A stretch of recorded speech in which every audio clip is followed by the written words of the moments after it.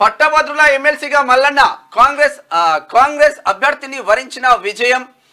నల్లగొండ, ఖమ్మం, వరంగల్ నియోజకవర్గ ఉప ఎన్నిక ఓట్ల లెక్కింపులో వీడిన ఉత్కంఠ. ద్వితీయ ప్రాధాన్యత ఓట్ల లెక్కింపు తర్వాత కూడా మల్లన్నకే ఆధిక్యం.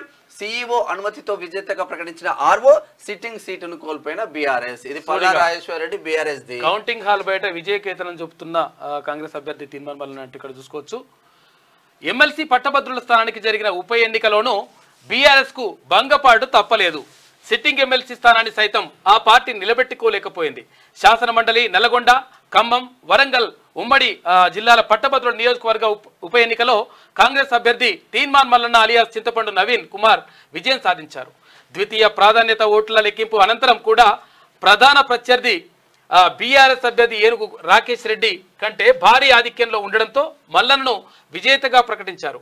ఇక స్వతంత్ర అభ్యర్థులతో పాటు బీజేపీ అభ్యర్థి ప్రేమేందర్ రెడ్డి ఎలిమినేషన్ తర్వాత కూడా మల్లన్న దాదాపు 18,000 ఓట్ల ఆధిక్యంలో ఉన్నారు. కానీ కోటా ఓట్లు లభించకపోవడంతో ఈసీ ఉన్నతాధికారులు అనుమతి తీసుకున్న తర్వాత ఎన్నికల రిటర్నింగ్ అధికారి అక్కడ నల్గొండ జిల్లా కలెక్టర్ హరిచందన మల్లన్నను విజేతగా ప్రకటించారు.